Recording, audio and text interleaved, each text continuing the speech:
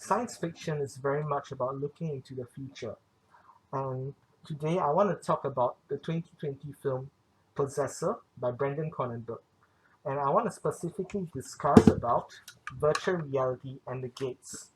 As a quick presentation outline, I'll be giving a summary of Possessor, virtual reality in Possessor, subverting the male gaze, as well as my thoughts.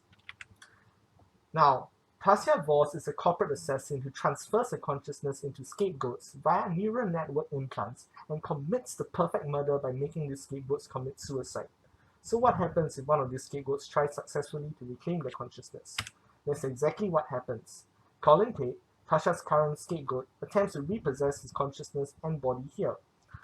So, virtual reality is taken to the extreme in Possessor because Tasha, the possessor of Colin, is literally immersing herself into Colin's person, from his body to his consciousness, and the host is fighting for his mind and body. Tasia's amalgamation with Colin blurs the line between her identity, and she ends up becoming a mask as she gradually loses possession of Colin's body. So, I want to discuss more about virtual reality in Possessor. So Colin works for this data mining company, Zutru, which is data mining via webcams, and it becomes very immersive and intrusive in the case of virtual reality. There's invasion of privacy, and there's a double immersion in this scene because it makes for a meta-Mizona beam of VR observation within VR observation.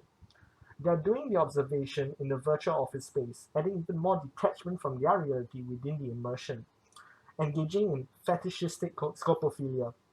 So, as to quote from the VR article, the human brain is wired to grasp events in 3D. Extended reality further bridges the gap between humans and computers.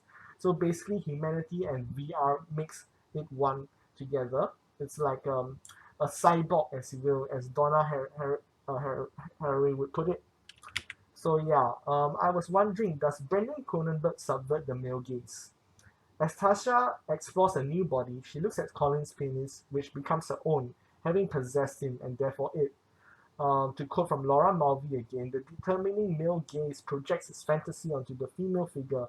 In the traditional exhibitionist role, women are simultaneously looked at and displayed.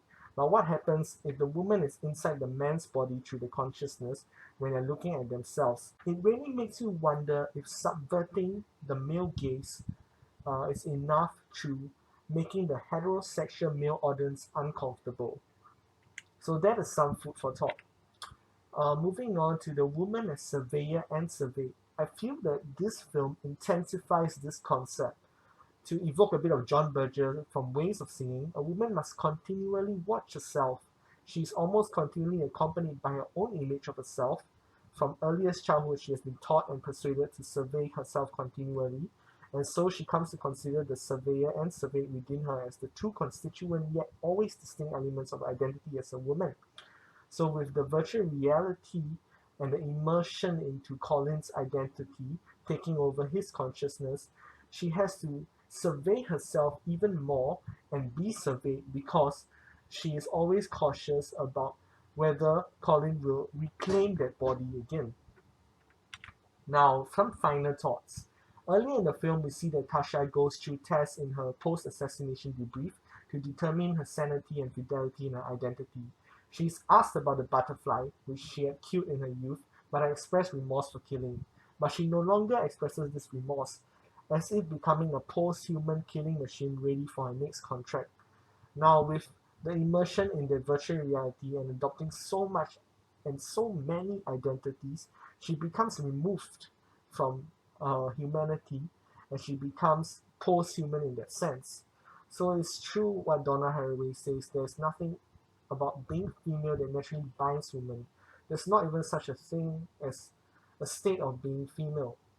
So now to like give some final words, I'm wondering, with virtual reality, would we be able to transcend gender? And I believe so because in the case of this level of virtual reality, this subsuming another person's identity, there is no longer going to be gender boundaries. Thank you.